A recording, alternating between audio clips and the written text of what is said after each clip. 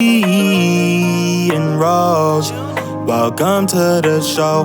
If you wanna know the deal, listen up, we keep it real, raw, revolutionary, talking about what's necessary, challenging the... Hey guys, welcome back to another episode of Ashes and Roses, where we keep it real, raw, and revolutionary. You know the drill. Do not be shy. Join the Ashes and Roses tribe. Like, comment, and subscribe, or leave us a review. It's season 3. It's the sabbatical year, and today we're talking about measuring success. I'm Juny. And I'm Ashley. Measuring success. Yes. Yeah. Let's talk about it. What is success? I think like we are supposed to define that for ourselves. True. Yeah. But you know, like the first thing that comes to my mind is like, success in the Haitian household. That's the first thing that comes to my mind. Yeah. Like how much being Haitian has impacted what I believe success is. Mm-hmm. Same. I think that having kind of like that ideal is always like success hasn't been yet attainable if I'm looking at that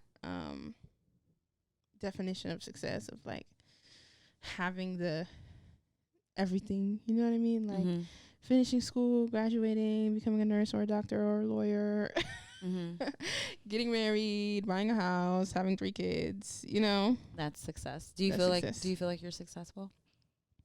I feel like I am.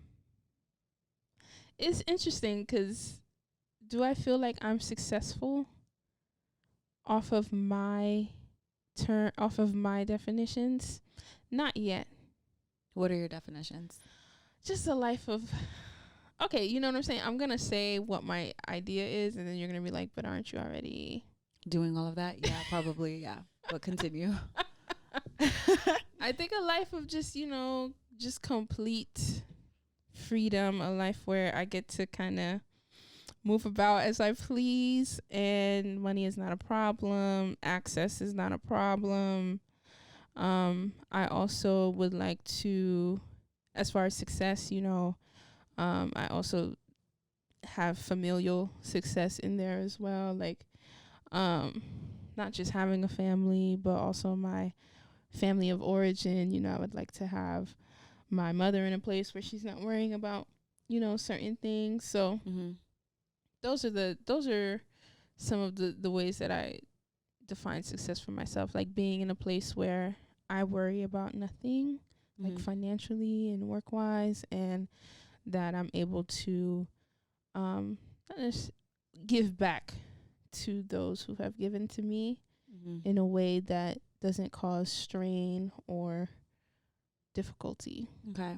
So what I hear you saying is Yeah, give it to me. So your success really revolves around finances. A lot of what you said was like all surrounding what your bank account. Not your all finances. of it. No, I'm just saying what you described. I'm just, hey, you gave me your definition of success. I also said freedom, you know what I'm saying, to move about. But it was like kind of like financial freedom though. Like, cause like was the underlying tone under that, you know? So, I mean, is that accurate or? Yeah, I would say I'm in this space in my life. Like prior, I've never really been a person who not necessarily cared, but I've never looked at money as like, the end all be all. But as of recently, I will say that kind of like the financial goals that I have, I am more hyper aware of where I am financially. And because it's a tool, right? And I'm saying this as like, I don't think money has stopped me. Like I've done everything that I've wanted to do up until this point. And, and I've always, it's always been the case that I'm able to kind of, I've never had to like I've never had to miss out on an experience. I haven't experienced missing out on an experience because I don't have the money. But I'm just in this place where there's a level of having the money to do it versus like having the money to do it 10 times over. Does that make sense? Yeah. It's like there's this saying, just like, you know, just because you can pay for it doesn't mean you can afford it. Yeah. So I'm kind of like in that headspace, and it's not so much that I want money. It's more I don't want to have to think about money. Yeah, I get that. You get what I'm saying? So it's not. But like I think that like I mean, finish your thought. Yeah, it's not that I'm like chasing money, because I'm not. It's more so like I don't want it to have to be a thought. Yeah. You know what I mean?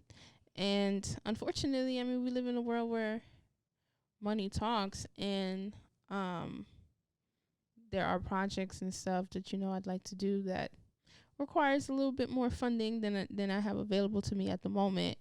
And I just also want to be a better steward of my money, in a way that is like, yeah, I'm just not thinking about it. You know, I want to be free from the thought of it as well, you know. Right. But you've heard of More Money, More Problems, right?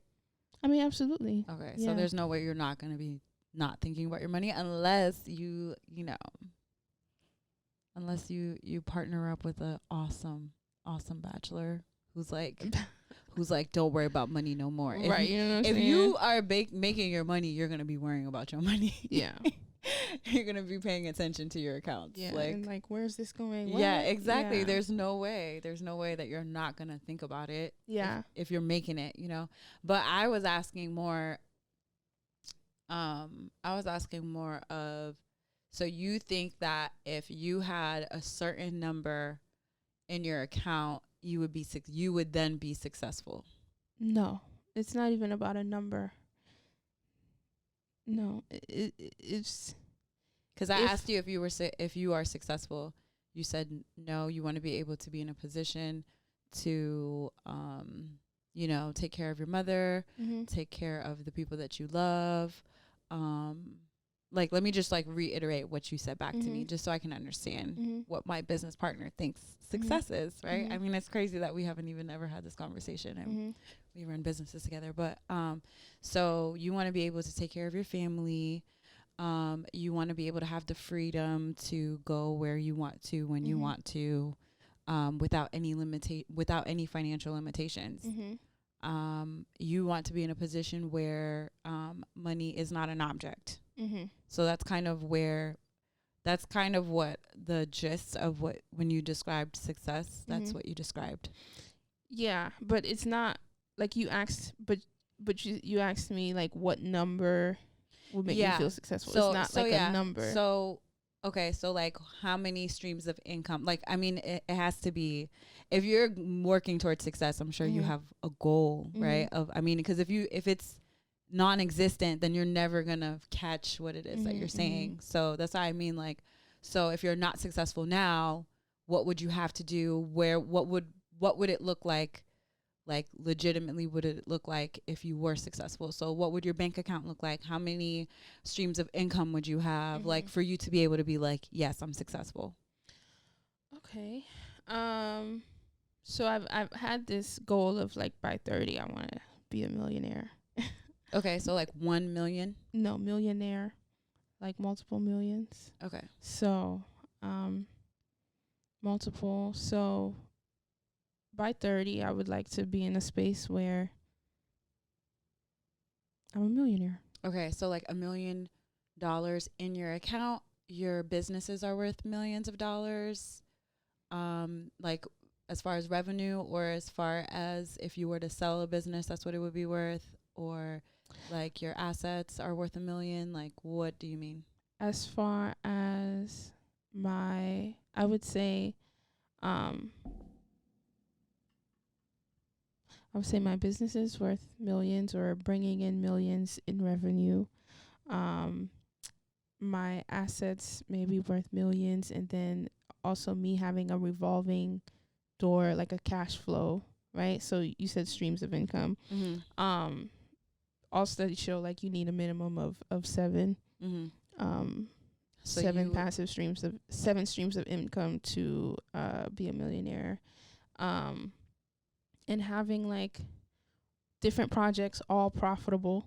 They may not all be, $1 million companies, but they're all profitable, and they're all bringing in some sort of return on my investment. I would also like to have my money working for me in terms of like cryptocurrency and those things, stocks. Yeah. Okay, so everything you just said, say you had that 2-day right now, you would be successful. Now you would say yes to be to success. No, because I also said like I want a family. Oh, okay. I didn't hear that part. You said I said those girl, parts. You really went around it. No, I can't wait to literally, re-listen. if we played it back, I said those things. Are you talking about when you said the familial aspect? Yeah. That's the family you said you wanted? Yeah. You didn't really describe it that way. That's what I was really listening, because you said familial and the familial aspect, and then you brought up being able to provide for your mom. And then I said, of course, in the familial aspect. And then I said also wanting to be able to provide for my and then I said your mom is family. No, before I said my mom, I said familial aspect for my family, and then I said family of origin to separate the two. Okay. You get what I'm saying? So you kind of like brushed right over the familiar. So I mean, how much does that part mean to you versus like, It means a significant amount. Like I've always I desire companionship, I desire a family. Okay. It's just not a thing that I talk about, but it's something that I want a family. No, I know, but I didn't know how important. I didn't know that it's to your adding to your success. Do you get what I'm saying? Yeah, I didn't know that you saw it that way. I definitely said it, and I separated family of origin from I just felt like it was just like you kind of whispered over it. Like you don't like to talk about it. Yeah. It's not that I don't like to talk about it. I guess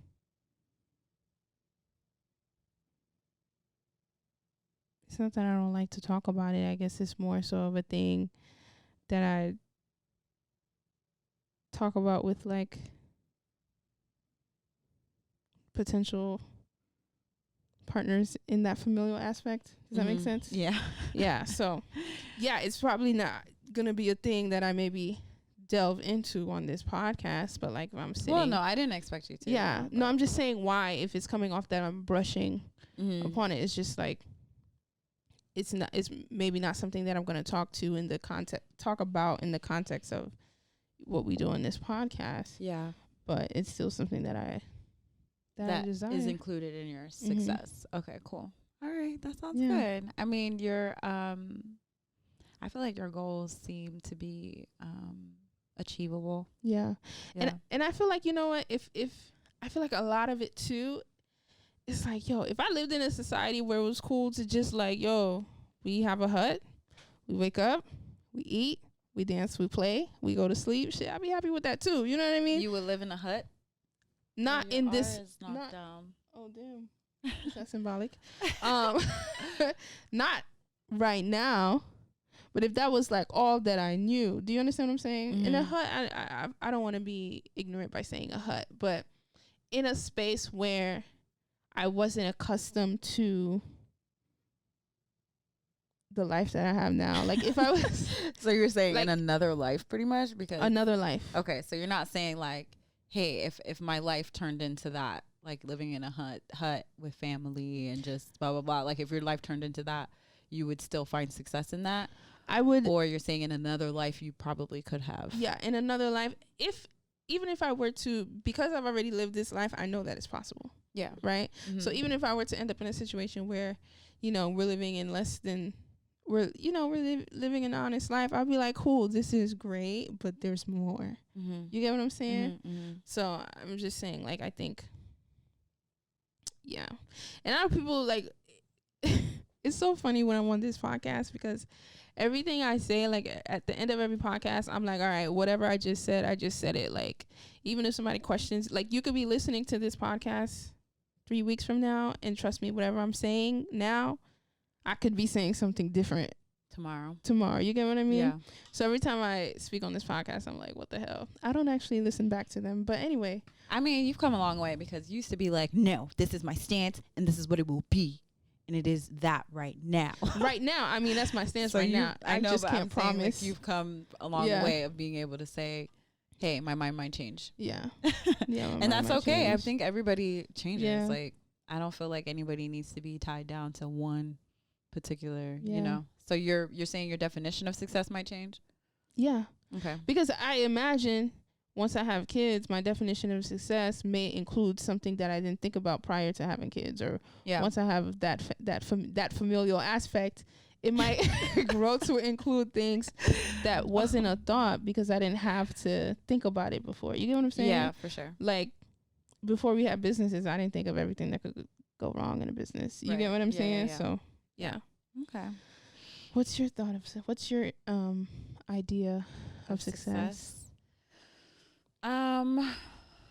I would say that my idea of success really aligns with like legacy. Like, for me, that's my big thing. Like, that's my big goal. Like, if I can get to a certain age where I'm like in my 90s and my grandchild has a kid and I'm like a great grandmother, that would be my, like, I've made it. This is what I'm looking for. Like, to hold that kid and to know that, hey, this is another kid that can change the world. That, to me, that's success to me. That's nice. That's what's up. And, you know, obviously I want them to be able to be in a position to be able to change the world. You know, I mean, I think everybody has that potential, but I feel like being like setting them up to be like a real key player. I think that finances does play a part in that. Planning takes a part in that. Deciding who I'm with plays a part in that too. Like, who's gonna have the vision to take us there. You know what I mean? To that place. But yeah, that's, for me, that's what success is. And as far as, do I see myself successful now? I would say, as far as the goal of having a great grandchild, obviously not. I'm in the process. I'm working on this. Okay. You know, I'm a little behind. According to society, I'm a little behind, but I think I'm right where I need to be. Yeah. And I do feel I'm successful right now. Like, I just feel like I am doing what feels good to me. And I'm like taking care of myself. I feel like I'm putting my wants like up on my priority list. So for me, I feel like, yeah, I'm in a good place. That's good. Yeah. That's good. I feel like it's like every time, okay, like a few years ago, I used to say I'll feel good when I no longer work for anyone, right? Yeah. Now I no longer work for anyone, but that bar has now changed. Does that make sense? Like, what do you mean? Like, okay, let's say you set a goal to reach 5, and then you reach 5, then it's like, all right, now I need 10. Then you reach 10, now it's like, I want 15 now. Yeah, you get what I'm saying? Yeah, it's like endless. Yeah. When it's like, you could just be happy where you are now, if you wanted. Yeah, if I wanted. If you wanted to, you could choose it. Yeah. But, because, like, you could get to that definition of success. Like, I'm glad that we, like, spelled it out the way we did, because it's going to happen for you. I already know. Yeah. Right? And then and I can't wait to play this back for you and be like, are you successful? Why aren't you successful? I thought you said this was success. You're like, yeah, well, I don't have the nanny that I want yet. The nanny is success. Right. I know. And I think that goes back to maybe childhood. Okay. You know, I think that goes back to kind of like, because I think like in business, being an entrepreneur, it's not a course that you take in school, right? Right. So you can't go to a place and learn how to do it. Mm-hmm. You learn through experience, through, failing, getting up, starting over. Mm-hmm. So that means you're coming to it with all of the previous mindsets that, that you may have had, some that you've created on your own, some that was kind of passed down to you from generations and stuff. So, and I think, with that being said, like, we started the conversation talking about, like, being Haitian and having kind of the threshold of, what's that word? Of the Haitian image of success, right? Mm-hmm. And it's like, as a kid, I remember it would be like, wow, this is great, but you can always do better. You get what I'm saying? Yeah. So I think I haven't had the part where it's just like, this is great, sit in that greatness. You get what I mean? It's like, this is nice, good job, but you can always do better. Mm-hmm. So there's always a better that I'm looking for that I'm going after. So, and I think that also plays out in my work as an entrepreneur. It's like, I'll do, like, for example, like when I'm on panels and stuff, people be like, oh my gosh, you were so great. And I'm like, oh my God. And outwardly I'm saying thank you. But in my mind, I'm like, I could have said this. I could have said that. I could have did this. I could have did that. You get what I mean? Versus just being like, yeah, I killed that panel. But because there's always internally, there's always a better that I'm trying to get to. So yeah, and I think that's why kind of, my image and my view of success is always changing. I think, like, recently, I mean, like, I'm 28 now, and I'm just like looking at life so freaking different, because when I was 18, success was married at 25, kids at 27. Mm-hmm. So my 18-year-old me would be like, girl, you failing. You get what I'm saying? Yeah. But my 18-year-old me wasn't even thinking about having a podcast, running a business, traveling the world. Yeah. It was just kind of like, okay, these are the things that I should have done. You get what I'm saying? So,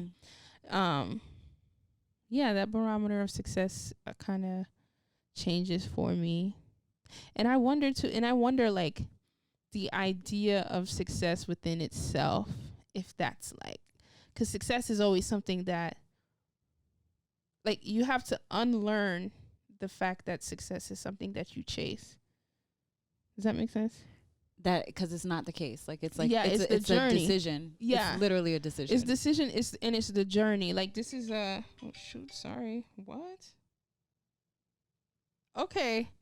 That's really interesting. That's interesting. So, what was I saying? Wait, that threw me off too, girl. I'm thrown off too. We should keep this in the podcast. I'm thrown all the way off. Anyway, yeah, you're saying it's something that you choose.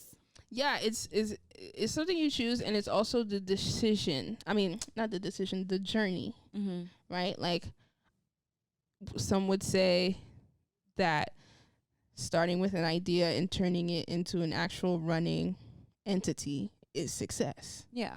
I mean, it is. I mean, you're the one deciding not to be successful today. Yeah. I'm the one deciding that.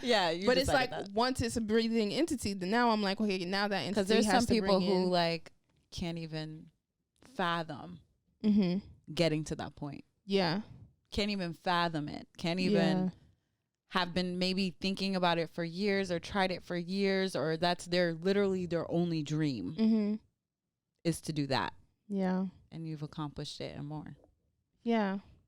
But it's like, once it's not satisfying to you. Yeah. Because the thing is, it's like, if I stop at the place where it's like, okay, we had this idea, we turned this business plan into a business. Yeah. If I stop there, then it's just a business. But no, the business needs to bring X amount of money in per month. You know what I'm saying? So that's what I'm saying. Like, that parameter is always changing when, but it goes back to in the other episode, when I was telling you, excuse me, that I took the excuse me, Enneagram test. Yeah. And that I'm an Enneagram 4, and that I'm the type of person who looks back on life and says that was a success versus enjoying it now. Yeah. So you really stressing your own self out. That's all you. Because that's stressful. Is it stress? Yeah, to wake up and not feel successful. Yeah, that's stressful to me. I don't feel comfortable with that. Not feeling like a success. I mean, what do you feel like? A work in progress?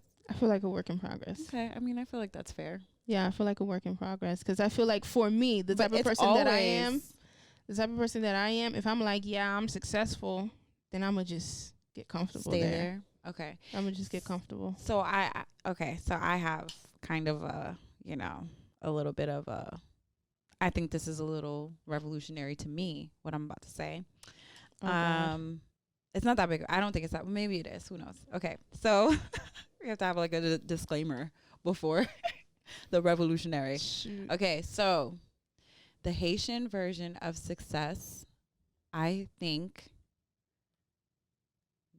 they could do a little bit better. I think we can dream a little higher. Yeah, I think we can dream a little higher. We can dream a little bigger. Like just like you were saying, like they always say you can do a little bit better. So I'm gonna throw it at the parents of that generation, of the parents of our generation, and say that I think you could have dreamed a little bigger for us. I think you could have. Like, success to me was spelled out in my household. The whole nurse, lawyer, engineer, whatever. Specifically for me in my household, it was nursing, right? So I think that maybe, maybe it's easy for me to feel like, hey, I'm successful, whatever, because I went ahead and was like, okay, I'm going to listen to what my parents have to say about what success is. I'm going to go and do it.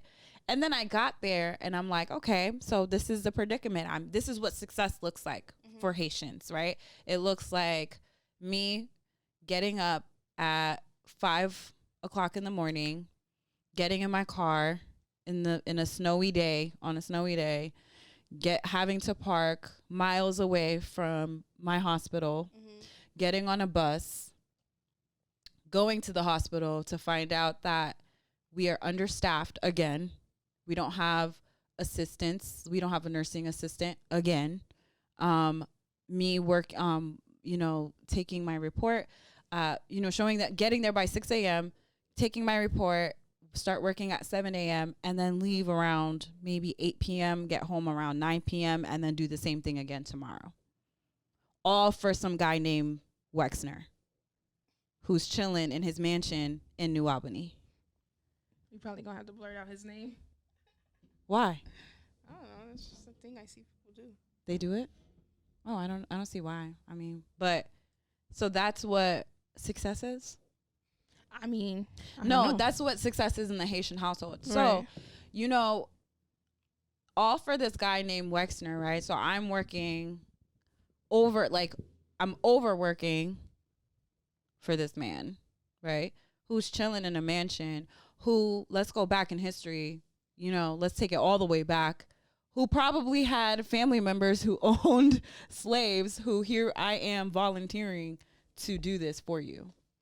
That's how I feel like we view success versus, okay, why don't we put our kids in the position? Like, why instead of me being a nurse, like, why didn't you dream for me to own a hospital? Why didn't you, you know what I'm saying? Like, and I get it. Like, hey, for them, it's like just a other step up. But I think that as a whole, I think we can dream a little bit bigger. As a whole, we need to think about I think we underestimate how much planning and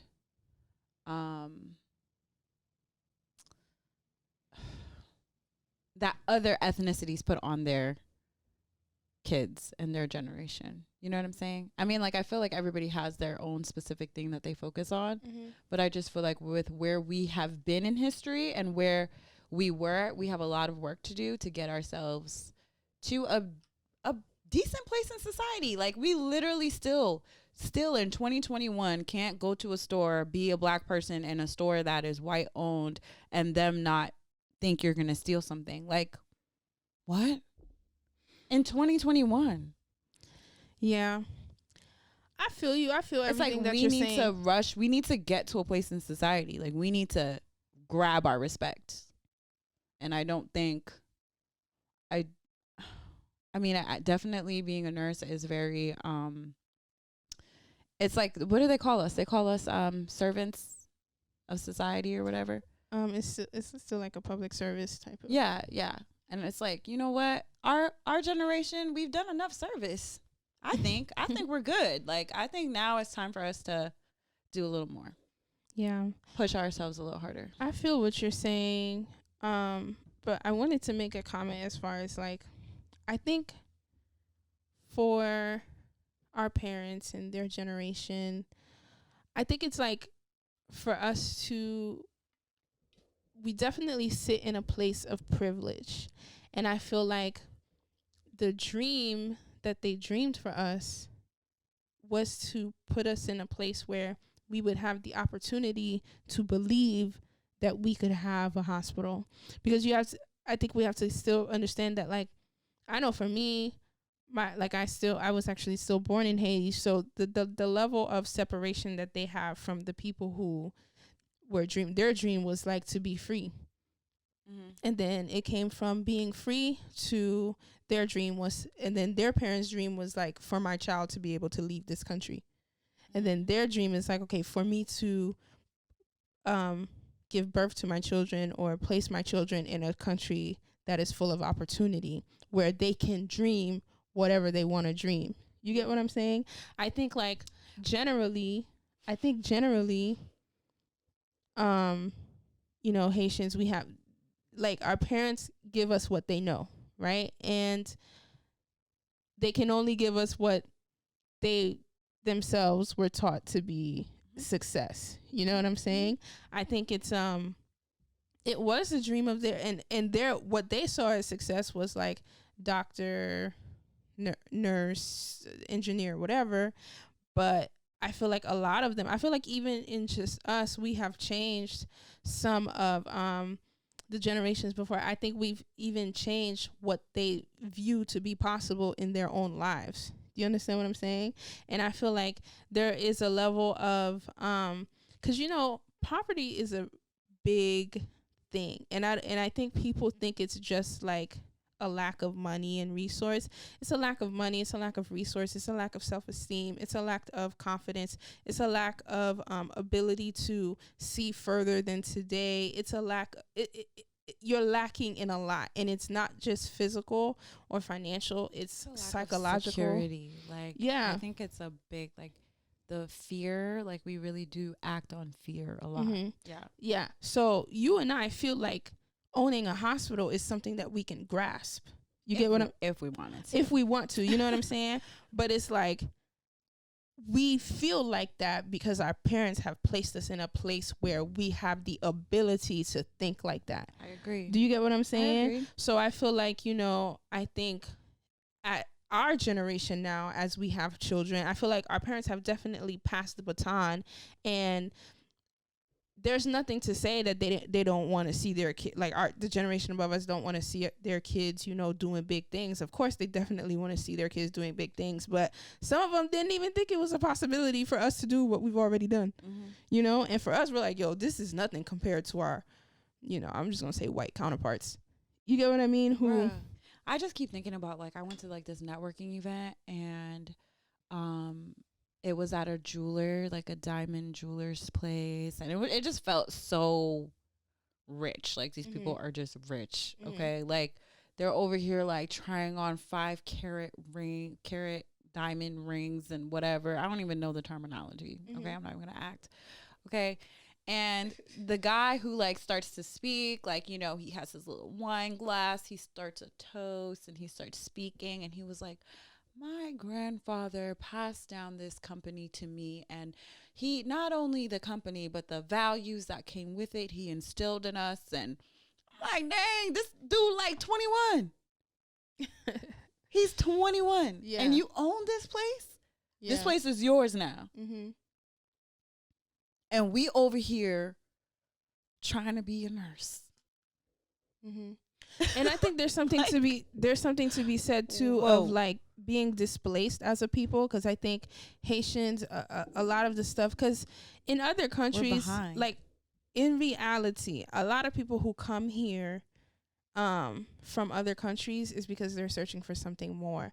People who have access and opportunity in their homelands, they'll visit, they'll vacation, they'll try it out, but it's an option for them whether or not they want to come and set up and establish here in the United States. You get what I'm saying? Because like I've watched shows like that one show, Indian Housewives or Real Housewives of India or stuff like that. Like their kids have the option to go to school abroad, anywhere they want. They have the option to move to the US. You get what I'm saying? Even in places like Africa, like there are Africans who are successful in their own right in their own countries and have no desire to go and live somewhere else. Right? So I feel like there's also something to say of like, you know, being the generation that come, like, let's say like our parents are the roots, you know, like they're the roots of us being in this country. You know what I mean? Because we're not like my child, like my brother is first generation because he was born here in the States. But my child will be the first, like from me, she will be like, I'm an immigrant. I was young, but I'm still an immigrant. So like how far removed. So imagine my mom coming here in her 20s. She's an adult. So she has to like start over essentially, right? You have to come here. You have to learn the customs. You learn the language. You have to learn the way of life. Then you have to learn. And then on top of that, you have to feed people. You know what I'm saying? I understand the life. I understand. I know. I'm not saying that you don't understand the journey. I'm just saying, like, in terms of like why they're not dreaming bigger. It's not just in terms of why they're not dreaming bigger. I'm just saying, like, it takes just kind of like the steps, the bricks. They've laid the bricks. It just goes along with what I was saying earlier, as far as like now they have afforded us the possibility to, if we don't want a hospital, then we could be like, all right, well, I'm gonna buy a hospital for my child. You get what I'm saying? Is that making sense? They've afforded us I feel like telling them, okay, you should have dreamed bigger. No, I'm not saying should have. I'm saying you should dream bigger. I'm not saying past tense. It's not too late to dream bigger for your kids. Because I think that a lot of the hesitation, like you and I both got hesitation, not, you know, from our parents about entrepreneurship. You know what I'm saying? Like me more on my dad's side than my mom's, because my mom's an entrepreneur herself. So she was like, all right, that's what I expect of, you know, the daughter. That's like literally, I feel like I'm just so much like her. But so yeah, so that hesitation is you just having this limited dream. You know what I'm saying? And it's like, no, make your dreams bigger. Like your kid, like being a nurse, being a lawyer, being an engineer, like if you really look at all of those fields, you spend the majority of your time working. You don't spend time with your family.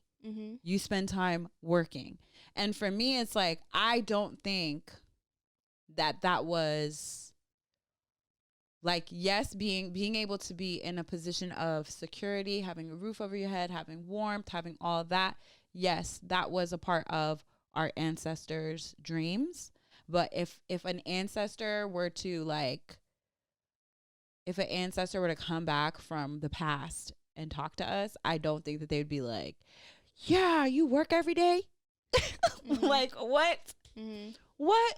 What has changed? What has changed for real? The only thing that's really changed is that now we get to live in bigger houses and drive nice cars.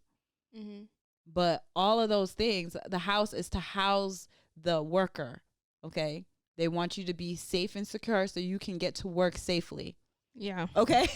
Like, everything has to do with you working. I can't wait to see how the government responds to everybody quitting their jobs, or that's such a big number of people quitting their job. I can't wait to see how the government responds, because they're brewing something up. Yeah, that's when we're gonna really realize, like, working is not an option. Yeah. So I was just responding to, because when you said it, we're like, oh, you should have. I don't know if you said you should have had or you should have, but it just sounded like, okay. Like past tense? I mean, no, currently. No, that's not what I'm saying. I'm saying it was just kind of like taking away the dreams that they did have. Do you understand what I'm saying? It's like, okay, you had those dreams, but the dreams should have been big. It's just like, okay, there's still a level of value that we should place on the dreams that they did have, that they did accomplish. You get what I'm saying? Versus like, okay, that dream wasn't big enough. Because it wasn't big enough for us. I'm just saying, like, considering them and the life that they've had. Like, if I was a parent, if I was, you know, a parent of somebody in my age group, and I lived a life in Haiti, and I came here, and now I have afforded my child the possibility to have bigger dreams and do bigger things, and then my child goes like, oh, you should have dreamed bigger for me, or you should dream bigger for me. It's kind of like, okay, but my dream got you here to the place where you can tell me that I should have dreamed bigger. I'm not saying I was ungrateful. The only reason I'm just saying that that's how it came off. Can I respond? So that's what I know. I'm just finishing. Yeah, I want to respond. I'm just finishing what I was saying. I'm just saying that's how it came off. So I was responding to that. Mm-hmm. Yeah. Okay. So I was saying, I brought that up, like you could dream bigger or should have, or whatever I said. I don't know. I brought that up. I really was just bringing it up in a like parallel to when you were saying that you can accomplish a thing, and then a Haitian parent is like, you could do better. Mm-hmm. I was just tying it up with that, like, okay, you could do better in dreaming bigger. Yeah. For us, for our generation. Yeah. And even for themselves, for the people listening, and like, even so for themselves too. Like, no, I mean, I understand you were responding. I'm just saying, like, I'm not saying that, I just want to clarify that I'm not saying that, you know, I understand, like, the process of the immigrant. Like, I see that. I definitely see. And I see why their dreams are limited. Mm-hmm. But I don't think they even realize that their dreams are literally us still doing the same things that our ancestors had to do for the masters. Yeah, no, they don't realize that, because and it's not. That's why I'm saying dream bigger, because you're literally still dreaming for us to be in this position to serve the master. Mm-hmm. And I feel like, you know, our generation is like, fuck the master. That's literally that's literally what I was about to say. Like, you know, like, our generation is like, nah, I'm good. Like, I'm good on that. Like, and I think that, I feel like our parents and that generation, they're starting to come, because they're realizing that this is not the country that they were trying to run to. Mm-hmm. You know, this is not what especially with the way that they're acting towards us as Haitian people, as Black people. This is not what they expected. They didn't expect to be stifled in the way like that they are when it comes to, you know, success, finance, the whole, like, what you expect for a success to be like. Yeah. And I think that's the thing, that because it's an ongoing like, people are still immigrating to this day, still having this idea of the American dream. And I think America does a great job and having traveled to the places that we've been to, America does a great job of, like, okay, let me not it's definitely a land where if you dream it, if you believe it, you can achieve it. Mm-hmm. However, the way that it markets itself to everyone else, you know what I mean? It like sells this American dream. I know. But they don't tell you the price that it is. Yeah. You know, the price of this American dream. Like you can have the house and never sleep in it. It kind of makes me, right, exactly. Like, you know? It literally makes me cringe. Like, every time I hear that, you know, like, so now that I'm like going to Ghana, I'm like, you know, in communication with people over there. And every time I hear like someone's like, oh yeah, I get to go to America. And it's like, you about to be a whole slave. You about to be a whole slave. You don't even know it. I mean, I guess I'm using this word slave a little too lightly, but at the same time, I feel like y'all need to hear it. You guys need to hear it. Like, peep game at the way this thing is set up. Like, I literally need to find the episode of Rick and Morty. I'm probably gonna try to find a quote from there to read off to y'all, because, and I know it's a cartoon, and some of you educated folk are probably like, oh my gosh, she's using Cartoon Network or whatever. No, you know, like, it's not something to be like referencing as my as the support to my argument. Like I could probably come up with some, but y'all know what it is. Those of you literally waking up and all you do is work, you know what you're doing. You know what it is. You know what you are. The same way that it's so easy for them to like let you go on top of that. You know what it is, bro. Like you're a worker, and as soon as they can get a robot to replace you, they will, because the robot will be more efficient, will do things the same way every time. Will, you know what I'm saying? Like that's how peep what is going on. You are a taxpayer and a worker first to this country. That's what you are first. And then you can be whatever you desire after that, after hours. Okay? I'm just saying, like, even as entrepreneurs, like, at the end of the day, it's like they put you in a position where, like, if I want healthcare, I have to have insurance. Mm-hmm. In order to have insurance, I have to work. Mm-hmm. So even if I'm working for myself, I need to have money to make sure that I can have healthcare. Mm-hmm. So you're always going to be in a position where you have to work. There's no, there's no way around it. That kind of tells you, it's kind of like, yeah, you're free, but if you want a house, if you want, somewhere warm, if you want a way to survive, just going to have to. And not just work. I think we should even go to define it a little more. Work in a way that allows you to pay them money for your labor.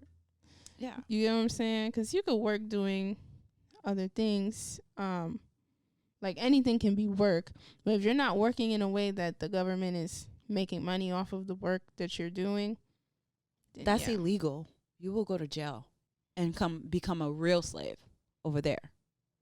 Like there's like levels to it. I feel like there's levels to it. Mm-hmm. That's like if slavery, like terrible slavery, what was done to our ancestors is a 10.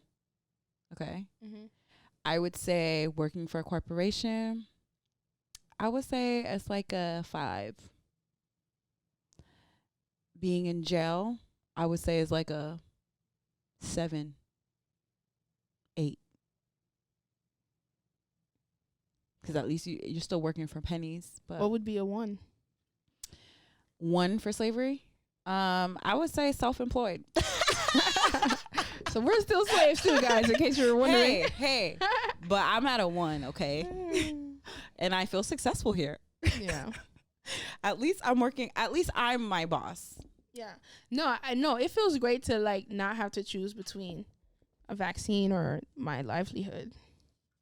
How crazy is that? Yeah, I think that's crazy. That sucks for those to put people in that position, I mean, they're just showing you like to the point where it's like, I mean, that makes sense. Because if you think about it, like, back in the day, you want to know why Biden was losing his patients? Because back in the day, they would just gather up the stock. They would gather up the people. The people love Biden, don't they? Hey, what? I feel like people have. I don't know if people still love Biden or not. I don't know. I'm not keeping up. Are they waking up to this fact that he bamboozled them? I'm not keeping up with how people are feeling about Biden, but I don't know. I have no idea. But I'm saying back in the day, they used to just herd the sheep on over, and they used to just get in line. I mean, they still do that in the army. They still do that in sports. They still do that. They line you up and give you a number, and you just keep it pushing. You're just a number. That's just my opinion. I mean, I feel if it hurts, I mean, I think that might hurt some people's feelings. Like, how dare she call me a slave? It's like, you might not feel that way. I mean, there's different levels. I think, especially if we're not physical slaves, mentally, there's still a level. I feel like there's a mentally to live in this system, this matrix that is, the first world. There's a level of mental slavery that's there too. You know what I'm saying? Yeah. So, and it's frustrating. It's like, having too much knowledge is kind of slavery too. No, it sucks. It does kind of suck. Like, like the same way like it is with the Matrix. Like when you come out of the Matrix and it sucks, it's like all you see is like, I mean, they literally are living a terrible life outside of the Matrix. I'm like, what are you eating? what is that? Like, it's gross. It looks nasty. It's gray everywhere. Their clothes look weird. Like, it's, you know, that's, I feel like there's some actual truth to that. Like, some people really just rather just stay in the ignorance and enjoy the Matrix. Ignorance is bliss. That's a whole thing. Yeah, and they rather like enjoy the Matrix. But I think it is fun to when you don't know something and someone comes and they're like, did you, like, for example, back when, you know, I was heavy in the Seventh-day Adventist church, and it's like, you know, you don't eat pork, and then someone comes and they're like, well, you know, these candies that have gummy worms have, or gummy bears have gelatin, and gelatin is made for pork. It's like, damn, you just come and kill my whole Somebody vibe. tried to tell me Oreos has pork in it. I'm like, what? Like, my whole vibe. You just killed it. Right. How does it have pork if it's vegan? I don't know. I just remember back in the day, like, somebody was like, you know, Oreos actually have, I think, gelatin or something in it too. And I was just like, what? Yeah. And now every time you go to eat a gummy bear, you like, damn, I'm eating pork. Yeah. You know what I'm saying? Swine. Like, it would have been easier to not know. So. Yeah. So ignorance is bliss. That's real facts. So I'm sorry if, you know, spoiler alert, we're actually slaves. Just we're evolved. We're in another, you know, the masters have evolved into ethical people. They've evolved into the 1%. For permission to enslave you. They just ask for permission now. Yeah. And they give you the option to leave when you want to leave, you know. They give you sick days and 2 weeks. I will say, from the entrepreneur's perspective, like, of somebody employing someone, I don't feel like, first of all, we don't do slave conditions. We don't do that. And to me, if your employees are working 12 hours a day every single day and they're on call on the weekend, you guys are freaking ridiculous. I think that's ridiculous. 12 hours a day, every day. Does that make sense? No, it doesn't make sense for the individual. Can they be a human for some time? Yeah. Like, that is a no to me. Like, no. Mm-hmm. But labor is expensive, okay? Labor is, and I think that there's also, like, we are required to pay for certain things for staff that make it seem like I can also at the same time sympathize with entrepreneurs because of that. Like, it's somebody has to do the job. Like, if it's not us, it has to be somebody. Yeah. So it's like, we can't all, I mean, this is going to be crazy what I'm about to say, but we can't all want to be free. Because who gon' we're not, clearly we became entrepreneurs. You know what I'm saying? You can work towards it. I think that there's always, like, a way to work. First of all, they already said that 7 streams of income. At the same time. 7 stream of income is the only thing that's really going to get you financial freedom. Mm-hmm. When somebody is working 12 hours a day for you, when? No, they don't have time to. When? I think that when we work with the people that we work with, we're always trying to put them in a position to do what they really want to do. Yeah. Do what you really want to do. Like, nobody's really trying to, you know, drain every piece of energy that we can out of you. Like, I'm not interested in starting those kind of burnt out businesses. Like, that doesn't help us. I don't care to run that kind of business. Like, the kind of business, the first business that we ran, I was thinking, like, when I was in school, if I had a job, like the job that we provided to people with our senior home, I would be lit. No, it was a lit situation. I would be lit. I would be able to study. I would be able to do my homework. I would be able to start a business up in there. Mm-hmm. Not that we promote that. I mean, you know, we try to say, do your job. Yeah. But if you have free time, why am I gonna That's be funny? Because I was definitely the employee at work writing out my business plan. I was too. I still did it. Even when I was working in the hospital, if I could, at least, if we weren't understaffed, I would try. I would say that I've been pretty blessed in that area. Like, I used to have a manager. I told her straight up, like, listen, I'm trying to get this business up. I need this day off because XYZ is happening. And she was pretty cool. I mean, there's only been one job that I worked in that I felt like they felt some type of way that I had another. And can you believe these were black people? Anyway, that's another. Well, they just wanted you focused on their their vision and their dream.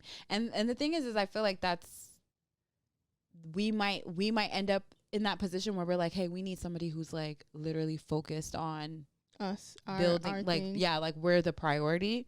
Mm-hmm. But even in a position like that, it's like all of us have the potential to win if you put this, you know, effort in. Right. You know? But I feel like in that job that I was, and that's the trick with salary. When they pay you salary, it's like, it's slavery. Salary slavery. No, you're childish. It's it's like there are no set parameters around your time, right? The time that you're supposed to give to them. So they have this expectation that you're gonna give to them the time that it takes to complete the work. And you know, I'm the type of person that was like, yeah, I just didn't have, you know, I remember one of my managers, she told me one time that she felt like I was 1 foot in, 1 foot out, and I was like, thank God I was, because I mean they fired me. Wow. You know what I'm saying? Right. Like, if I was all in, lady, what would I have done? That's crazy. They want your all just to be like, hey, budget cuts, you gotta go. Yeah. So anyway, what were we talking about? No, I think we were talking about like the kind of work environment that we have. So you were just saying like your work environments did afford you the opportunity to actually do your business on the side. Yeah. And I was working on the side. I think that was the problem, is like you were doing your business and working on the side versus working and doing your business on the side. Yeah. And that's probably what she was feeling some type of way about. Well, anyway, but what I would say is that, like, I think it goes back to your earlier comment of, you know, how we dream versus how some other, what are they other, I mean, is it still politically correct to say race? I don't know. But I would say that in jobs where my direct leaders were Caucasian, I'm out here being politically correct. When my managers were white, they supported me. Like, I don't know if I'll call it support. As long as I got my work done, they were like, that's what's up. You doing your thing on the side. You know what I mean? Because I think there's like this inherent understanding of what we're saying, as far as like, in order to be in a place of financial stability and success, like you need to have more than one thing. So maybe there's like an inherent learning that they have of that, you know? And I feel like in the places where I was working under Black people, it was definitely a mentality of like, nah, bruh, we're paying you, so you need to be worried about us. Yeah. You get what I'm saying? And I felt like that was unfortunate, because like at this point, who we thought, I mean, I feel like that's a whole nother conversation to talk about Black people in the workplace, but at least in like, you know, anyway, like who you thought would like support you and be like, oh, sis, you know what I'm saying? Yeah, do your thing. Like you just didn't get that kind of support from them. It was more like a threat. It was more like a threat. Yeah. And it's just like, okay. Let me not start talking shit about these people. No, I was just going to say, but when it was like beneficial to them that I had these traits, then they wanted to exploit it. Yeah. Does that make sense? Yeah. So it's interesting. Anyway, I mean, hopefully, listener, you've made it to this point in the episode, but I feel like what I started saying earlier, as far as like my idea of success, I definitely feel a level of peace and joy, knowing that I control my work, right? I control my I control the return that I receive on my investment, right? But but the dark side of that is like, not only do I control it, I see when I could be doing more. You know what I mean? I see when I'm like, all right, girl, you're not working to your highest level of productivity right now. You get what I mean? But I definitely will say that being a kid, like being a high schooler, and, you know, you're a senior, and all of a sudden people think you're supposed to know what you want to do with the rest of your life. This isn't what I pictured. This wasn't what I envisioned, but it's definitely better than what I was thinking at the time. Yeah. You know what I'm saying? That's awesome. It's definitely better because at the time I was like, well, I gotta go to school, I gotta get a job, I gotta, you know, you know what I mean? So yeah, I think so you are in a you're in a good place. Like, yeah, I'm you in a don't good see place. I don't it as hate my job necessarily success just yet. Yeah. But you're in a good place. Yeah, and that's you know why that I said you're on the right path. yes, exactly. So I feel like I think I said it earlier too, like I'm on the path of achieving that pinnacle of success. And who knows, when I get there I might be like, all right, babe, now we got to do this. But you know, you never know, I might get to a place where it's like, okay, hey, success is owning a small island, but that's another conversation. But yeah, I'm definitely like, it's 6 p.m. on a Sunday, bro. I'm not tripping about. You remember when I used to have to wake up and go to work on Monday mornings? Oh my god! Like at this time, I would be like, "Yeah, I'm sorry, I can't do nothing. Don't talk to me." It's so crazy. Like there's like a turning of my stomach that happens when I'm like, "Oh, I have to go work." It was mostly like when I was working for the hospital. Mm-hmm. It was just like my stomach would turn. Like, oh, I have to go to work. And it's like, and it's not. I don't even hate nursing. It's just like the way that they set up our work environment there is just miserable. And it's crazy because nurses are miserable and these hospitals refuse to change things up. Like they refuse. It's like, what are your recommendations? They have like groups of nurses who are like, you know, recommending things to change. It's like, we've been giving recommendations for how long? You know, and it's like, make a drastic change. Like y'all, they want to make small, minute changes that won't interrupt the profit. Let's be real. You know what I'm saying? Like, but it's like, make a drastic change, man, because that work environment sucks and nurses are fed up. Damn. Nurses are fed up. Miserable taking care of sick people. I think. And how do you think that? You know, what's the positivity that goes in that? Like, energy is a real thing. That is a real thing. So if I'm coming into your sick room with some negative energy, how am I helping you at all? Yeah. I'm over here looking for the Rick and Morty quote. Do you have a quote of the day? I do. You do? Okay. Can I actually find mine first? This thing has a whole script. I don't know why it's showing me a script. Let me see if it. Whoop, doop, doop, doop, doop, doop, doop, doop, doop, doop. No, that's a little intermission there. I don't know if y'all would. Anyway, I mean, I'll probably edit this part out. This whole wait right here. Hold on. This whole wait. I thought this would be like, no. No, Did we clap? I don't think we clapped this episode. Oh, I probably didn't. Damn. I mean, it's never too late. Clap. Clap now. Perfect. Okay, hold on. Let me Clap see. it up. Bring it down. Back it up. Throw it round. Anyway.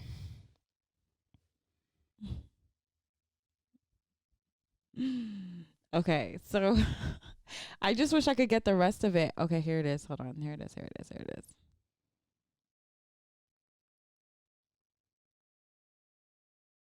Okay, here it is. Okay, so this is actually a script. I'm over here like, every time I quote, it's like, it's a song, it's a script. It's never like just a quote. But okay. This is Morty. Morty talking to Rick. He says, "You have a whole planet sitting around making your power for you? That's slavery." Rick says, "It's society. They work for each other, Morty. They pay each other. They buy houses, they get married, and make children that replace them when they get too old to make power."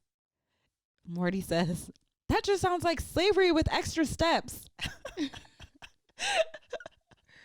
And Rick goes, "Ooh la la, someone's gonna get laid in college." I don't know what that has anything to do with. What? I don't know what that has anything to do with, but pretty much slavery with extra steps.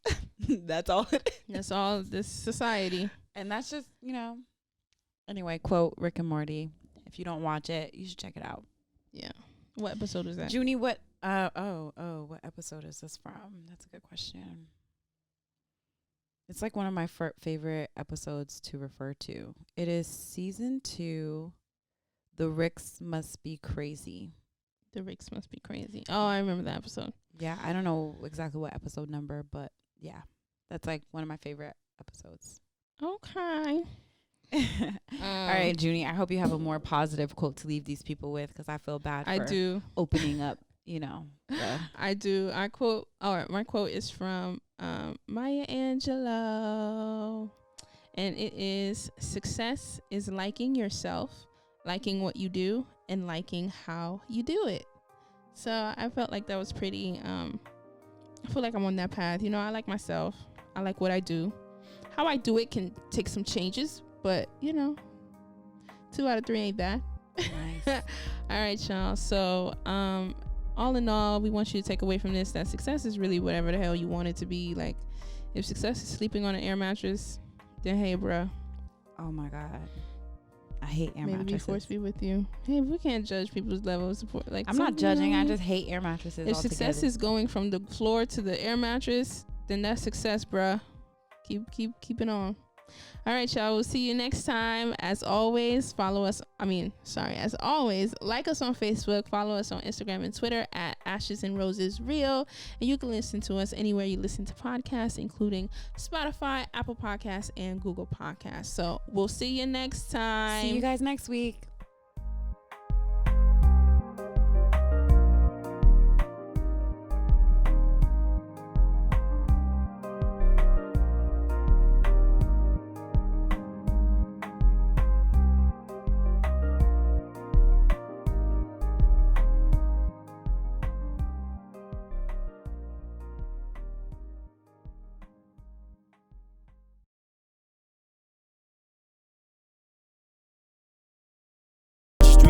Come on, have this talk with me. We will put you on a game. Tap into your full potential. Promise if you stick with us, we will help you be successful. No, this life is stressful. Trust me, we should know. IET is in our bones. So listen up, we hope you notice. You control it. Got a lot to talk about, 'cause it's ashes and roses. Seize your moment, don't you blow it. Got a lot to talk about, 'cause it's ashes and roses. Roses, roses, it's ashes and roses. Got a lot to talk about, 'cause it's ashes and roses.